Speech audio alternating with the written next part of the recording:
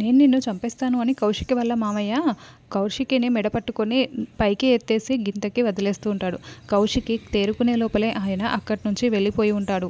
మామయ్య మామయ్య అని కౌశికి చుట్టూ చూసుకుంటూ ఇక కేకలు పెడుతూ పరిగెత్తుకుంటూ వస్తూ ఉంటుంది. అవి అక్క అరుపులు కదా అని కేదార్ అంటూ ఉంటే, అవును అవి కౌశికి అరుపులే, ఏంటో పదండి వెళ్ళి చూద్దాం అని అందరూ పరిగెత్తుకుంటూ రాబోతూ ఉంటే అప్పుడే కౌశికినే అక్కడికి వస్తుంది. ఏమైందో వదిన అని, ఏమైంది అని దాత్రి అందరూ అడుగుతూ ఉంటారు. మా మా అని కౌశికి చాలా టెన్షన్ పడుతూ ఉంటే, ముందు నీళ్లు తాగండి అని దాద్రి ఇచ్చి వాటర్ ఇచ్చి, ఇప్పుడు చెప్పండి వదిన అని అడుగుతూ ఉంటుంది. పరంధామయ్య మామయ్య నా గొంతు పట్టుకొని నా ప్రాణాలు తీయబోయారు, నా వల్లే వాళ్ళ కుటుంబం అలా అయిపోయిందని చెప్పి నా ప్రాణాలు తీయబోయాడు, పీక పిసికి మరి ప్రాణాలు తీయబోయారు అని కౌశికి చెప్తూ ఉంటుంది. ఏంటి ఆయన చనిపోయి చాలా కాలం అయిపోయింది కదా అని దాత్రి అంటే, అవునని వైజయంతి అంటుంది. లేదు లేదు ఆయన వచ్చారు అని కౌశికి చెప్తూ ఉంటుంది. మీ మామయ్య వచ్చాడా లేకుంటే మీ నాన్న కూడా వచ్చాడా వదిన అని నిషి అంటుంది. నిషి చెంప పగలగొడతాను జాగ్రత్త, ముందే వదిన టెన్షన్ పడుతూ భయంతో వణికిపోతూ ఉంటే ఏంటా మాటలు అని దాత్రి గట్టిగా అరుస్తుంటుంది. మీరు పిచ్చి పట్టి మాట్లాడుతున్నారు వదిన, మరీ చనిపోయిన వాళ్ళు ఎలా వస్తారు, నేను అడగటంలో తప్పేముంది అని నిషి అంటూ ఉంటుంది. లేదు లేదు ఆయన వచ్చారు, నన్ను చంపేయబోయారు అని కౌశికి అంటుంటే, ఏమయ్యా లాయరు, చనిపోయిన వాళ్ళు ఎవరైనా మనుషుల ప్రాణాలు తీయటానికి వస్తారా, దీన్ని పిచ్చి అనక ఇంకేమంటారు లాయరు, నువ్వు చెప్పు అని వైజయంతి అంటూ ఉంటుంది. చనిపోయిన వాళ్ళు తిరిగి రారు మేడం అని లాయర్ చెప్తూ ఉంటాడు. లేదు అక్క చూశానని చెప్తోంది కదా, ఖచ్చితంగా ఏదో జరిగి ఉంటేనే అక్క ఇలా చెప్తోంది అని కేదార్ అంటూ ఉంటే, అవునని దాత్రి కూడా అంటుంది. వచ్చారయ్యా పోలీసులు, ఇక ఇన్వెస్టిగేషన్ మొదలు పెడతారేమో, పోలీసులా ఎలా మాట్లాడుతున్నాడో చూడు, అక్కడ వదిన భ్రమపడింది పిచ్చిదానిలా మాట్లాడుతూ ఉంటే ఏదో జరిగింది అని ఇన్వెస్టిగేషన్ మొదలు పెడుతున్నాడు ఈ కేదార్ ఒకడు అని నిషి అంటూ ఉంటుంది. లేదు నిజానికి భ్రమకి నాకు తేడా తెలియదనుకుంటున్నారా అని కౌశికి అంటూ ఉంటుంది. లేదక్క ఖచ్చితంగా ఇది నీ పిచ్చే అని యువరాజ్ కూడా అంటూ ఉంటాడు. అయినా మామయ్య దహన సంస్కారాలు అన్ని దగ్గరుండి మనమే కదా చేయించాము, మరి ఆయన ఎలా తిరిగి వస్తాడు, ఇది ఖచ్చితంగా మీ పిచ్చే, ఎందుకంటే ఇప్పుడు దివ్యాంకతో సురేష్ అన్నయ్య పెళ్లి చేసుకుంటానన్నాడు కదా, ఆ డిప్రెషన్లో మీరు ఎలా మాట్లాడుతున్నారు అని నిషి అంటుంది. వీటన్నింటి మధ్య మీ మానసిక పరిస్థితి ఎలా ఉందో చూసుకోవాలి కదా అని నిషి అంటే నాకు పిచ్చి పట్టిందని మాట్లాడుతున్నావా నిషి అని కౌశికి అంటూ ఉంటుంది. అనాలని లేకున్నా అనేలా మాట్లాడుతున్నారు మీరు అని నిషి అంటుంది. నిషి అసలు లోపల ఏం జరిగిందో తెలుసుకోకుండానే ఇలా మాట్లాడటం కరెక్ట్ కాదు అని కేదార్ అంటాడు. అంటే ఏంటి, ఇంకా ఆయన గదిలో ఉంటాడు, మనం వెళ్ళి చూస్తే ఉంటాడని మీరు మాట్లాడుతున్నారు, చనిపోయిన ఆయన్ని మనం కూడా వెతుక్కుంటూ వెళ్ళాలా, కౌశికినే అనుకుంటే మీరు కూడా తోడైపోయారే, సరేలే మీ మాట నేనెందుకు కాదనాలి, వెళ్ళి చూస్తే సరిపోతుంది కదా అని వైజయంతి అంటుంది. వదిన కంగారు పడకు, మేమందరం వస్తున్నాం కదా అని దాత్రి ధైర్యం చెప్పి గదిలోకి తీసుకురాగానే కీర్తి పాప నిద్రలేచి బెడ్పై కూర్చొని ఉంటుంది. ఏ రూమ్ వదిన అని అడగడంతో ఇక లాకర్ రూమ్ని చూపిస్తుంది. దాత్రి కేదార్ మొత్తం వెళ్ళి వెతుకుతూ ఉంటారు. చూడు జగద్దాత్రి, ఏ కబోర్డ్లోనైనా మామయ్య కూర్చున్నారేమో, కాస్త బయటికి తీసుకురా, చూడక మేము కూడా చాలా రోజులైంది కదా, మేము కూడా చూస్తాము అని నిషి సెటర్లు వేస్తూ ఉంటుంది. ధాత్రి కేదార్ మొత్తం వెతికేసి ఎక్కడా లేరు వదిన అని బయటికి వస్తారు. ఇంకా బాత్రూంలోనో బాల్కనీలోనో ఎక్కడైనా దాక్కున్నారేమో, మొత్తం వెతకండి, మళ్ళీ అక్కడ వెతకలేదు ఇక్కడ వెతకలేదు అని వదిన పేర్లు పెట్టే అవకాశం ఉంది, వెళ్ళండి వెళ్ళండి అందరూ వెతకండి అని నిషి అంటుంది. అందరూ వెతికేసి ఎక్కడా ఎవరూ లేరు, అసలు ఎవరు వచ్చి వెళ్ళిన ఆనవాళ్ళు కూడా లేవు అని కాచి మిగతా అందరూ కూడా చెప్తూ ఉంటారు. ఖచ్చితంగా ఇది వదిన భ్రమపడింది అని నిషి అంటుంది. భ్రమ అయితే నేను మామయ్యని ఎలా చూస్తాను, సరే నా గొంతు నొక్కిన ఫీలింగ్ నాకు అన్నీ తెలుస్తున్నాయి కదా, మనిషినంటే నేను భ్రమపడొచ్చు, ఈ నొప్పి కూడా నాకు ఇంకా తెలుస్తోంది కదా, ఇది ఖచ్చితంగా భ్రమ అయితే కాదు అని కౌశికి చెప్తుంది. సరే కీర్తి పాప ఇక్కడే ఉంది కదా, కీర్తిని అడుగుదాము అని, ఇక్కడ ఎవరైనా వచ్చి వెళ్ళినట్లు నీకు అనిపించిందా అని కేదార్ అడగడంతో లేదు అని కీర్తి చెప్తుంది. సరే అక్క ఎవరూ రాలేదని కీర్తి కూడా చెప్పింది, నువ్వేమో వచ్చారని చెప్తున్నావు, దయ్యం కూడా కాదు మనిషే వచ్చాడని చెప్తున్నావు, మాకైతే నమ్మాలని అనిపించట్లేదు, మళ్ళీ ఈ లాయర్ ముందర మనం ఎక్కువగా మాట్లాడుకున్నామనుకో నీ మానసిక పరిస్థితి సరిగ్గా బాగోలేదని లాయర్ అనుకునే అవకాశం ఉంది అని యువరాజ్ అంటే, అవును ఆయన అందరికీ నీకు పిచ్చని ప్రచారం చేసే అవకాశం ఉంది కాబట్టి ముందు ఆ డాక్యుమెంట్స్ తీసుకురా అమ్మి అని వైజయంతి చెప్తుంది. అలాగేని అని కౌశికి గదిలోకి వెళ్ళి మొత్తం చెక్ చేస్తుంది. వెంటనే మళ్ళీ బయటికి వచ్చి జగదాత్రి ఆ డాక్యుమెంట్స్ కనిపించట్లేదు అని చెప్పడంతో ఎక్కడైనా పెట్టి మర్చిపోయారేమో గుర్తు చేసుకోండి అని నిషి యువరాజ్ అంటూ ఉంటారు. లేదు, నేను అక్కడే పెట్టాను, పెట్టిన చోట లేదు ఇప్పుడు అని కౌశికి చెప్తుంది. సరే, నేను లాయర్ గారిని పంపించేసి వస్తాను అని కేదార్ లాయర్ దగ్గరికి వచ్చేసి డాక్యుమెంట్స్ కనిపించగానే మీకు ఇన్ఫామ్ చేస్తాము, అప్పుడు రండి అని కేదార్ చెప్తాడు.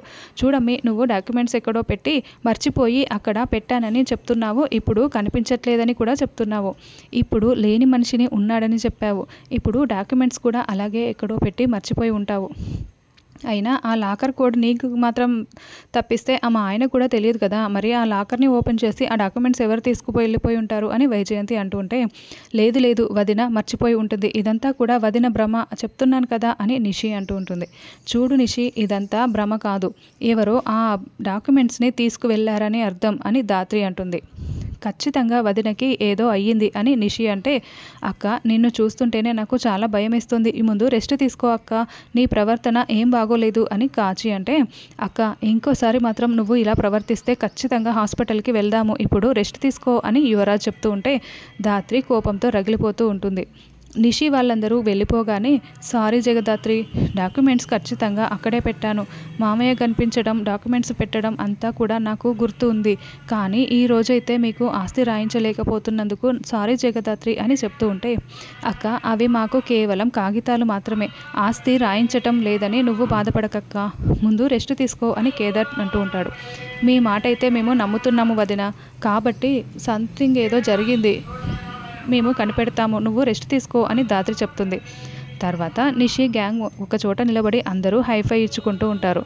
అబ్బా, వదినని భలే ఇరికించాం కదా అని నిషి చాలా సంతోషపడుతూ హైఫై ఇస్తూ ఉంటుంది. మామయ్య మీరు కూడా వచ్చి మాతో ఈ సంతోషాన్ని పంచుకోండి అని నిషి, యువరాజ్, కాచి అందరూ పిలుస్తూ ఉంటారు. దాంతో పరంధామయ్య నడుచుకుంటూ అక్కడికి వస్తాడు.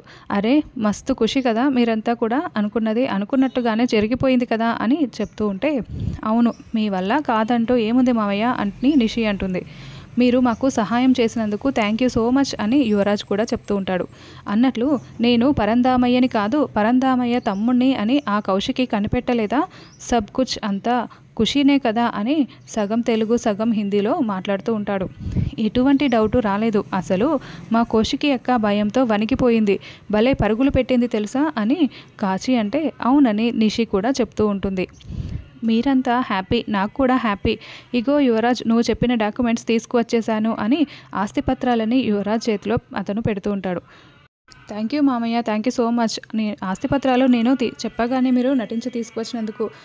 ఈ వజ్రపాటి కుటుంబానికి ఒకే ఒక వారసుడు ఉండాలి, అది కూడా ఈ యువరాజ్ మాత్రమే, వజ్రపాటి కుటుంబానికి వారసుడు, రాజు ఒకే ఒక్కడు ఈ కుటుంబానికి అని యువరాజ్ చాలా చాలా సంతోషపడుతూ ఉంటే, రే అబ్బోడా వెంటనే ఆ ఆస్తిపత్రాలని చించి ముక్కలు చేసేరా అని వైజయంతి చెప్పడంతో ఆస్తి పేపర్లని యువరాజ్ 4 ముక్కలు చేయగా వెంటనే నిషి వాటిని చేతిలోకి లాక్కొని ఇంకా చిన్న చిన్న ముక్కలుగా చేసి విసిరి పడుతుంది.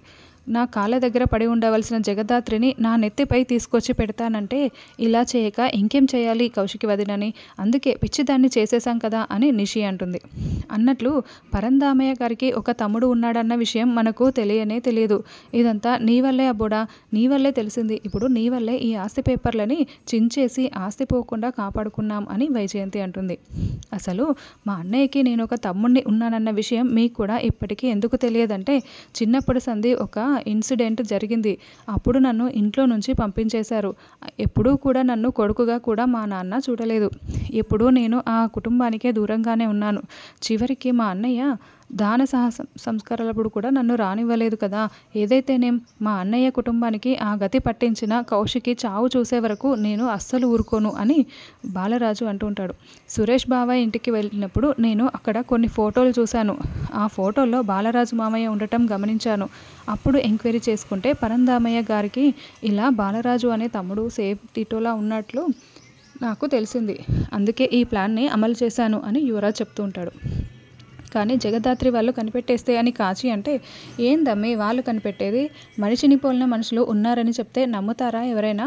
పరంధామయ్య గారిని చూసేంత వరకు కూడా ఈయన అచ్చం అలాగే ఉన్నాడన్న సంగతి నేను పోల్చుకోలేకపోయాను. ఆయన్ని చూసి ఉండకపోతే నేను అసలు తెలుసుకునేదాన్ని కాదు. ఇక వాళ్ళేం కనిపెడతారు అని వైజయంతి అంటూ ఉంటుంది. ఏది ఏమైనా కౌశికి అక్కని పూర్తి పిచ్చిదానిలా చేసే వరకు మనం కాస్త జాగ్రత్తగా ఉండాలి అని యువరాజ్ చెప్తూ ఒక డబ్బు కట్టని బాలరాజు చేతిలో పెట్టి, మామయ్య మీరు కొంచెం ఇంటికి దూరంగా ఉండండి, అవసరమైనప్పుడు నేను మళ్ళీ కాల్ చేస్తాను రండి అని డబ్బులు ఇచ్చి పంపించేస్తాడు. తర్వాత దాత్రి కేదార్ అసలు ఏం జరిగి ఉంటుంది, ఇదంతా యువరాజ్ వాళ్ళు ఏదైనా ప్లాన్ చేస్తున్నారా అని కేదార్ అంటూ ఉంటే, ఖచ్చితంగా యువరాజ్ వాళ్ళు ప్లాన్ చేస్తున్నట్లే ఉన్నారు. కానీ వాళ్ళు ప్లాన్ చేస్తున్నట్లయితే ఇంతటితో ఆగరు. వచ్చిన వాళ్ళు అయితే మనిషి అని కౌశికి వదిన ఖచ్చితంగా తేల్చి చెప్పేస్తుంది. ఇప్పుడు చనిపోయిన వ్యక్తి అయితే ప్రాణాలతో తిరిగి రాడు. కాబట్టి మామయ్య గారి పోలికలతో ఉన్న వారిని ఎవరినైనా వీళ్ళు తీసుకువచ్చారేమో. ఒకసారి సురేష్ అన్నయ్యతో కలిసి మాట్లాడదాము.